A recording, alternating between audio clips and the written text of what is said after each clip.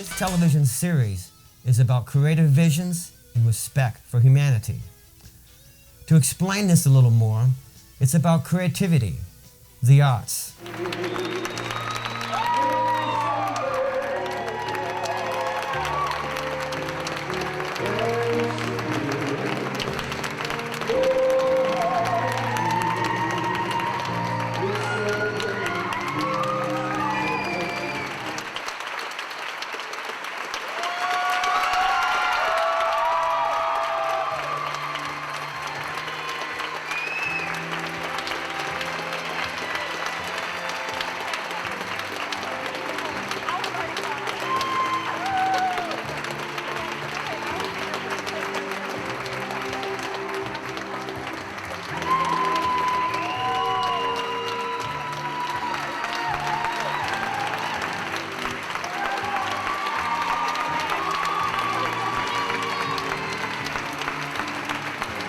Creative visions and the respect for humanity.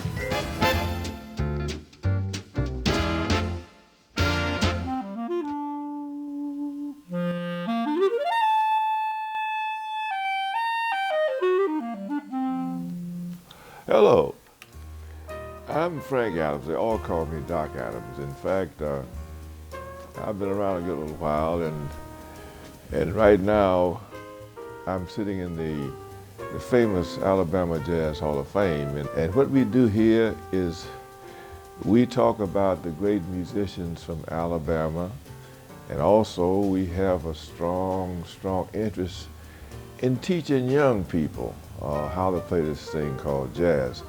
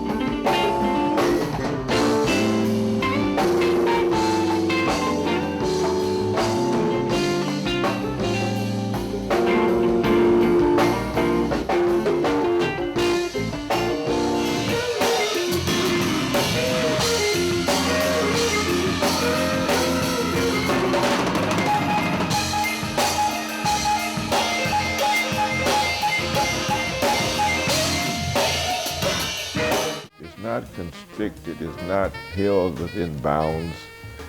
Even it defies bar lines, you see, because it's always growing, it's making up things. Improvisation, when I make up something.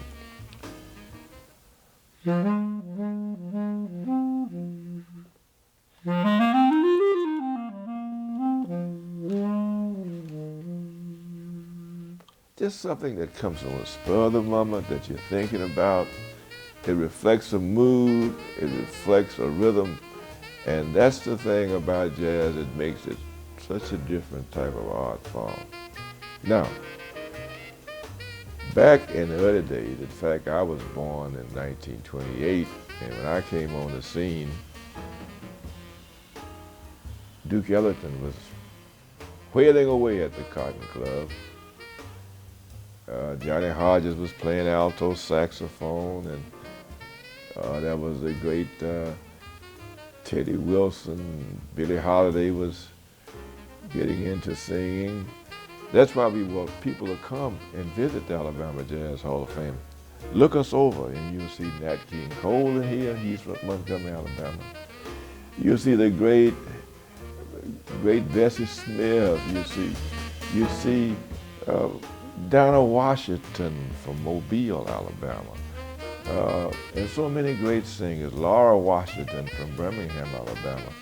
And who can forget the great Erskine Hawkins in Tuxedo Junction? Tuxedo Junction is really a place in Birmingham, but people don't realize it's in Inslee, Alabama. And the story is two streetcar tracks met together in a junction, and they had tuxedos to rent, and so they called it Tuxedo Junction. Of course, you know the theme.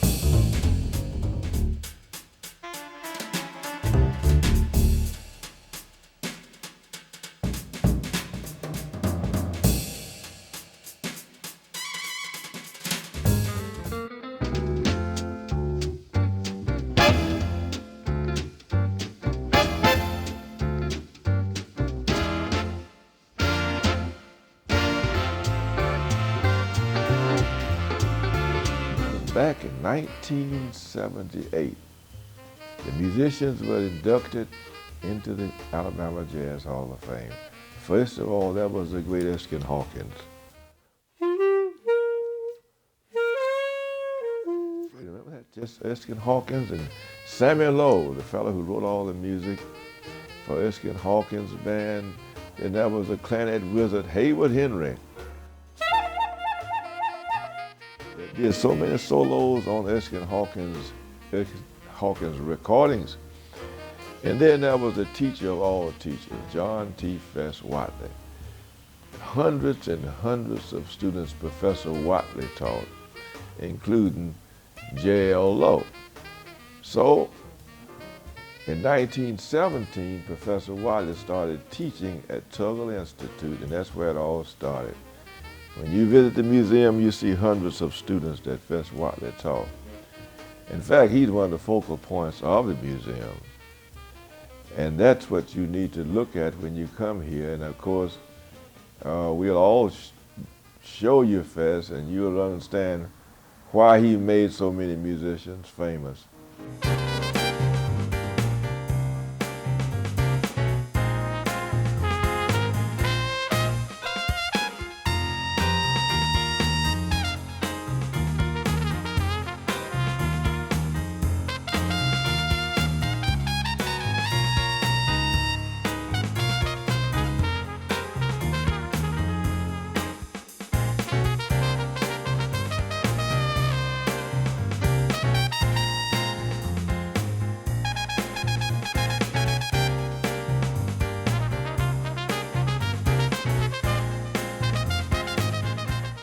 Hopefully, you'll come to the Alabama Jazz Hall of Fame and you'll get a chance to visit and see all these wonderful things right down in the heart of Birmingham on 4th Avenue.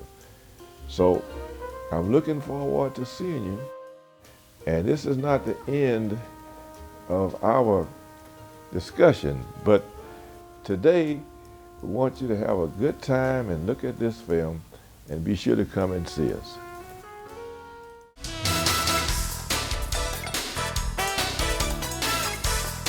That's the thing about POW is we bring everybody with, everybody from every walk of life, different color, different tribe. We allow them to come here and see us and participate with us.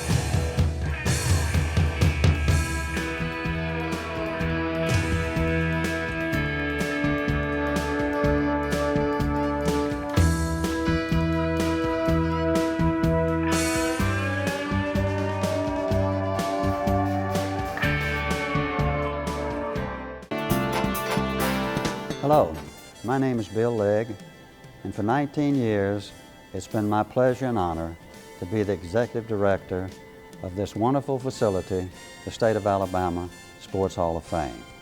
This is the Super Bowl 25 Waterful Crystal Trophy that was won by the New York Giants. This is a strange story to this piece, and I'd like to share with you. There's a local jeweler that brought the Waterford Crystal people down here to see this Hall of Fame while they were in town visiting him on business. They liked what they saw, and they agreed that when they get back to their hometown, they would make us an article, a piece to go in here. Well, a couple of days later, after they had returned home, they gave us a call, and they said that if we wanted what was on their shelf, then we could have it, and they wouldn't have to make a separate piece. Well, when they told me what it was, it liked to knock me over, and I said, certainly, we can use that piece, I think. So they were nice enough to put it in a box, put a man on a plane, bring it down here, and deliver it to us. Well, the kicker to the whole story is this.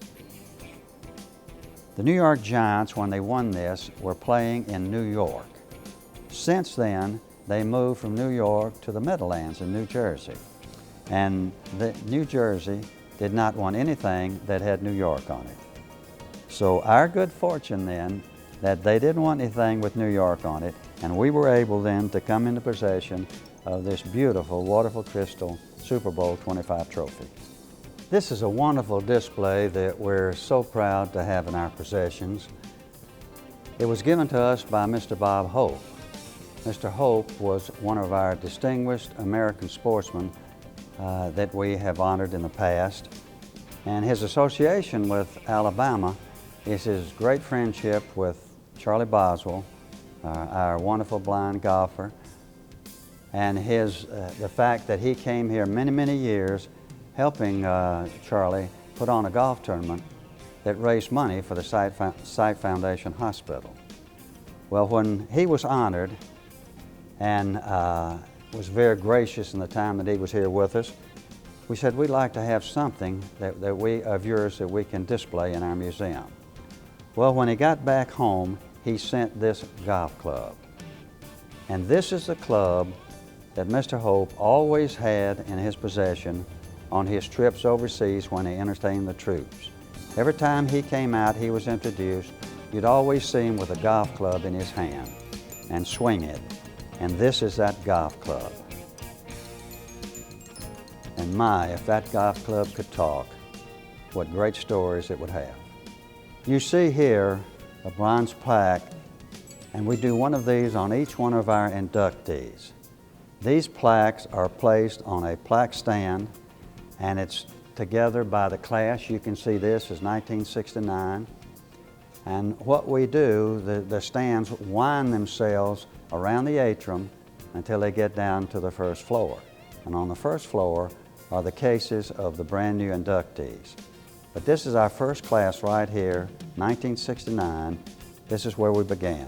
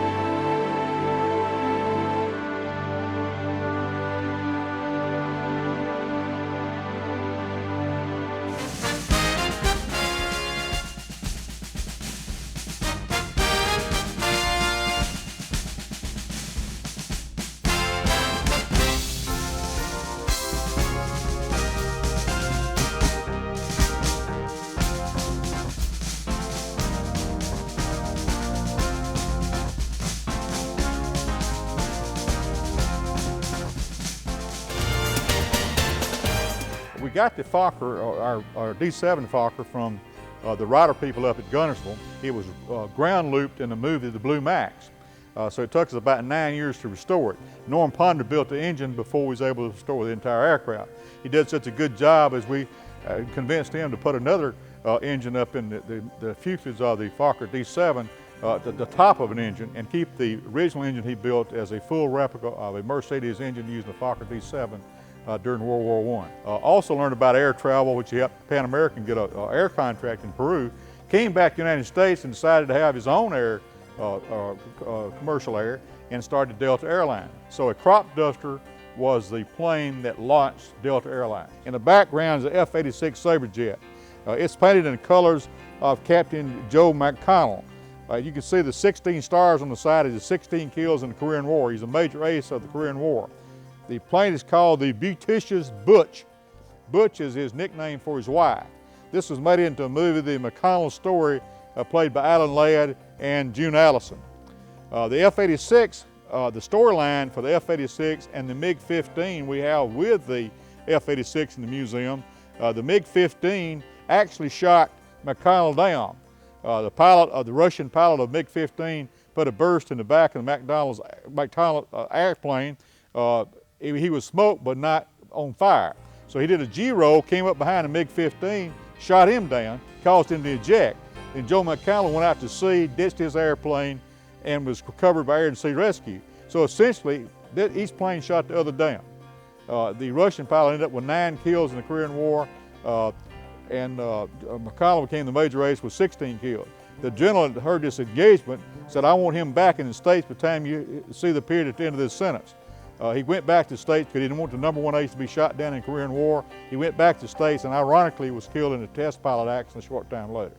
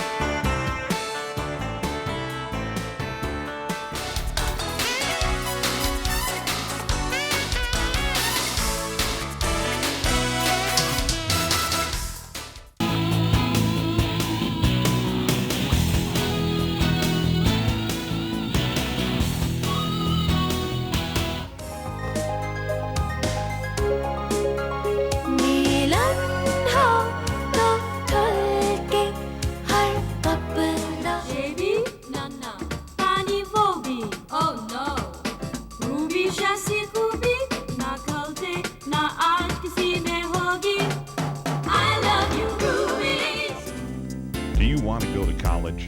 Do you want to get a job? Do you have any work experience? What would you study? Are you walking in circles? When they say they will complete a job at a certain time, they will meet that timetable.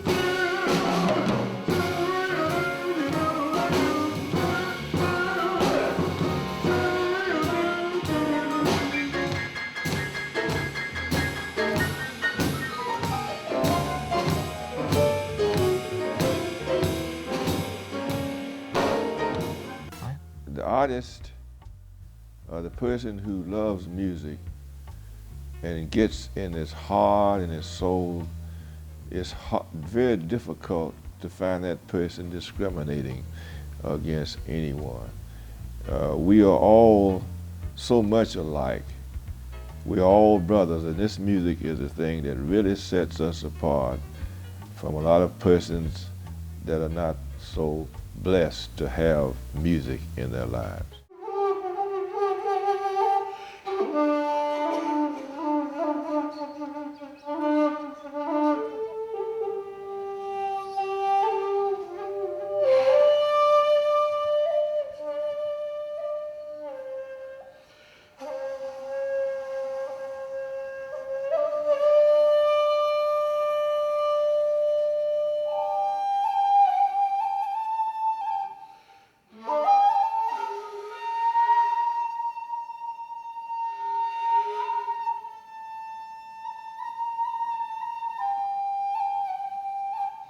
I can't remember ever seeing a program like Art Visions.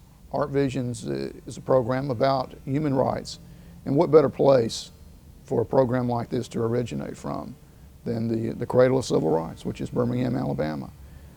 We should spread the message, and would go back and look at our history and say, look, this is Birmingham, Alabama, and this is what we struggled for: equal rights, equal justice. Art Visions is taking the lead in spreading that message throughout the state.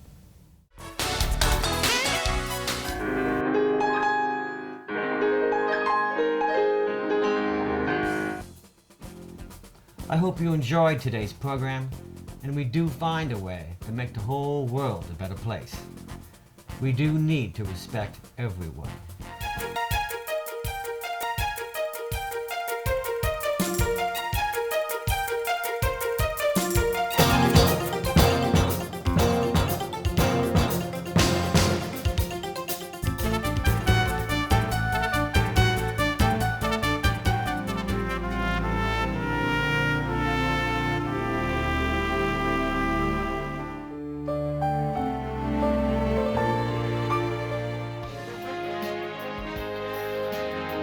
Thank you.